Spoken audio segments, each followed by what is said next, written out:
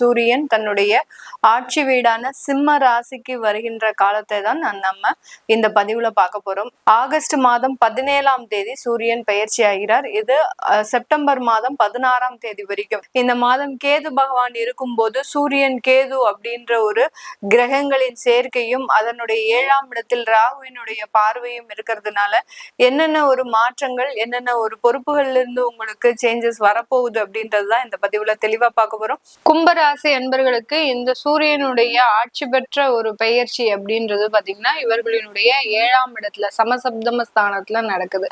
ஒரு கிரகண தோஷம் அப்படின்னு சொல்லலாம். இந்த காலகட்டத்துல இந்த கும்பராசி என்பர்கள் மிகவும் ஒரு கவனமாக இருக்கக்கூடிய ஒரு காலகட்டமாக இருக்கும். நிறைய உயர்வுகளை தந்து அதுல ஒரு சின்ன ஒரு ஏமாற்றத்தையும் கொடுக்கக்கூடிய ஒரு அமைப்பு அப்படின்றது இந்த கும்பராசி என்பர்களுக்கு முழுமையாக கிடைக்கக்கூடிய ஒரு பலனாக இருக்கும்.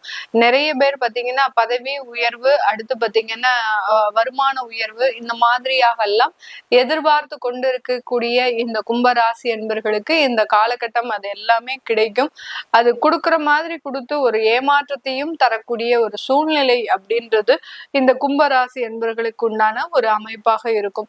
ஏன்னா உங்களுடைய ராசியின் மீதே அந்த ராகு பயணிக்கக்கூடிய இந்த காலகட்டத்திலையும் அந்த சூரியன் 7ஆம் இடத்திலேயே அந்த ஆட்சி பெறதுனால சில விஷயங்களை நீங்களே புறக்கணிக்கக்கூடிய ஒரு அமைப்பு, ஒரு மன குழப்பத்தினால, ஒரு மன வேதனையினால எல்லா விஷயங்களும் நன்மைகளை அளித்தாலும் கூட அந்த நன்மைகளை நோக்கி உங்களுடைய எண்ணம் இல்லாமல் சில எதிர்மறையான சில விஷயங்களை நோக்கி பயணிக்கும் போது இந்த மாதிரியான சில குழப்பங்கள் ஏற்படுவதற்குண்டான ஒரு நேரமாக இருக்கும்.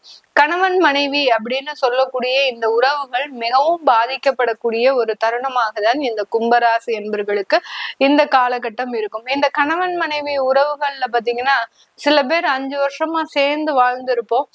ஆனாலும் பாத்தீங்கன்னா அந்த இடத்துல ஒரு பேச்சுவார்த்தை இல்ல, நாங்க ஒரு குடும்பத்துல ஒரு அந்யோன்யமா இல்ல, 2 பேரும் ஒரே வீட்டுலதான் இருக்கோம் ஆனா பேச மாட்டோம் அப்படின்ற மாதிரியான சில பிரிவோட இருக்கக்கூடிய இந்த உறவுகள்ல முழுமையான பிரிவை ஏற்படுத்தக்கூடிய ஒரு தருணம் தான் இந்த சூரியன் ஆட்சி நிலைக்கு வரும்போது ஏற்படக்கூடிய ஒரு காலகட்டமாக இருக்கும்.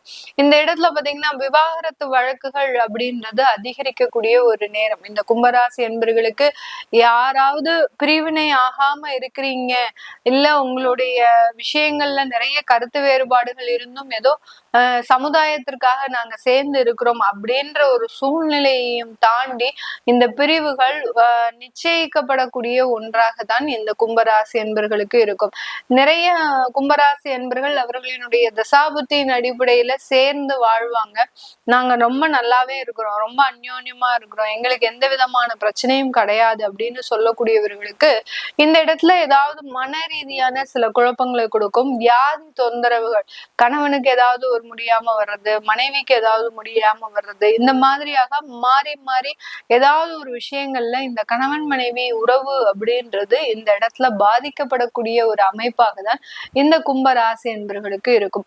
இப்படி இருக்கக்கூடிய இந்த காலம்தான் இந்த சூரியன் ஆட்சி பெறக்கூடிய 7ஆம் இடத்துல ஆட்சி பெறக்கூடிய ஒரு காலகட்டம்.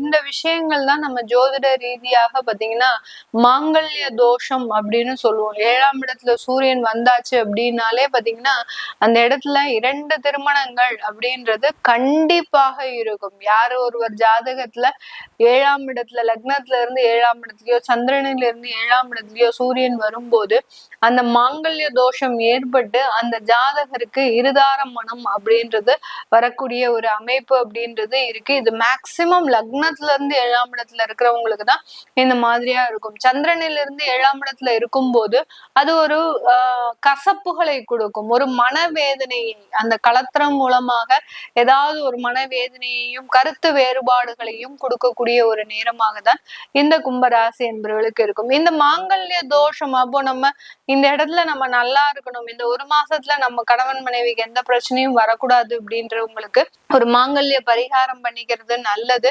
இந்த மாங்கல்ய பரிகாரம் ஜென்ரலா எல்லாருமே பண்ணக்கூடாது. உங்களுடைய ஜாதக ரீதியான விஷயங்கள்ல ஏதாவது தோஷம் இருந்தது அப்படின்னா அப்படின்னா இந்த கோச்சார சூழ்நிலையில இருக்கக்கூடிய தோஷமும் இருமடங்காக ஆக்கும். அந்த மாதிரியாக இருக்கக்கூடிய ஜாதகர்களுக்கு மட்டும்தான் இந்த மாங்கல்ய பரிகாரத்தை பண்ணணும். எல்லாருமா மாங்கல்ய பரிகாரம் பண்ணுனீங்க அப்படின்னா அது பெருமளவு சரியா இருக்காது. உங்க ஜாதக ரீதியாக பண்ணுனாதான் அது நல்ல ஒரு மாற்றத்தை கொடுக்கும். இந்த மாதிரியாக அந்த சூரியன் 7ஆம் இடத்துல வரும்போது இவ்வளவு பிரச்சனைகளையும் அந்த கணவன் மனைவி ரீதியான சில உறவுகளை கெடுக்கக்கூடிய ஒரு அமைப்பு. இதே இடத்துல பாத்தீங்கன்னா இந்த கும்பராசி என்பர்கள் வெளியூர் வெளிநாடு வேலை வாய்ப்புக்காக நீங்க பயணிக்கிறீங்க அப்படின்னா தாராளமாக அதுல ஒரு நல்ல ஒரு உயர்ந்த பதவிகள், தலைமை பண்பு, நிர்வாகத்திறன், மதிப்பு, மரியாதை, அங்கீகாரம், நல்ல ஒரு அங்க அந்த அலுவலகத்துல நல்ல ஒரு சிச்சுவேஷன், அலுவலக சூழ்நிலைகள் எல்லாம் பாத்தீங்கன்னா ரொம்ப கௌரவமான ஒரு சூழ்நிலைகள், இது எல்லாமே அனுபவிக்கக்கூடிய ஒரு நேரமாக தான் இந்த கும்பராசி என்பர்களுக்கு இருக்கும். அப்போ இந்த கும்பராசி என்பர்களுக்கு கணவர் மனைவி ரீதியான சில உறவுகள் மட்டுமே கெடுக்க போகுது. மத்த இடத்துல நல்ல ஒரு உயர்ந்த ஒரு அமைப்பையும் எல்லா விதமான சகல சௌகரியங்களையும் கொடுக்கக்கூடிய ஒரு நேரமாக தான் இந்த கும்ப ராசி என்பர்களுக்கு இருக்கும். இந்த ராசி என்பர்கள் தன்னுடைய வெளிநாட்டு படிப்பு சம்பந்தப்பட்ட விஷயங்கள்ல நல்ல உயர்வை அடைய போறாங்க. ஏற்கனவே வெளிநாட்டுல படிச்சு முடிச்சாச்சு, இன்னும் வேலை கிடைக்கல அப்படின்றவங்களுக்கு நல்ல ஒரு வேலை உத்தியோகமும் கிடைக்கக்கூடிய ஒரு அமைப்பு அப்படின்றது கண்டிப்பாக கிடைக்கக்கூடிய ஒரு நேரமாக இருக்கும். இப்படி இந்த கும்பராசி என்பர்கள் தன்னுடைய வாழ்நாள்ல நிறைய ஒரு விஷயங்கள்ல இருந்து எப்படியாவது மீண்டு வரணும், ஒதுங்கி இருக்கணும் அப்படின்னு நினைச்சாலும் கூட இந்த சூரியனுடைய பெயர்ச்சி பார்த்தீங்கன்னா அவர்களை அந்த ஒரு விஷயங்கள்ல ஒரு நல்ல ஒரு ஆழமான ஒரு இடத்துல கொண்டு போய் விடுறதுக்கு உண்டான ஒரு நேரமாக தான் இருக்கும். 2வது திருமணம் அப்படின்னு சொல்லக்கூடிய இந்த இடம் அப்படின்றது ஒரு முக்கியமான ஒரு அமைப்பை கொடுக்க போகுது. 2வது திருமணம் செய்யணும்னு நினைக்கிறவங்க தாராளமா செஞ்சுக்கலாம். ஏன்னா குழந்தை இருக்கு, அந்த குழந்தைய வளர்க்கறதுக்கு நபர் தேவை, அதே மாதிரி அந்த குழந்தைகளுக்கும் ஒரு உறவு தேவை அப்படின்னு நினைக்கிறவங்களும் தாராளமாக இந்த 2வது திருமணம் சம்பந்தப்பட்ட முயற்சிகளையும் ஒரு நல்ல ஏற்படுத்தி கொள்ளக்கூடிய ஒரு நேரமாக தான் இந்த கும்பராசி என்பவர்களுக்கு இருக்க போகுது. இது எல்லாமே நம்ம கோச்சார நிலவரப்படி பலன்களை சொல்லியிருக்கிறோம். நான் ஏற்கனவே சொன்ன மாதிரி சில தோஷங்கள் இருக்கு, அதுக்கு நீங்க எந்த விதமான ஒரு பிராயச்சித்தம் தேடணும் அப்படின்றவங்க நீங்க உங்களுடைய சுய ஜாதகத்தை தசாபுத்தியின் அடிப்படையில பாத்துக்கிறது நல்லது. அப்படி பார்க்கணும் விருப்பப்படுறவங்க கீழே இருக்கிற நம்பருக்கு வாட்ஸ்அப்ல அப்பாயின்மெண்ட் வாங்கிக்கிட்டு நீங்க கன்சல்ட் பண்ணிக்கலாம். உங்களிடமிருந்து விடைபெறுவது உங்கள் ஆஸ்ட்ரோ பூர்ணா. நன்றி, வணக்கம்.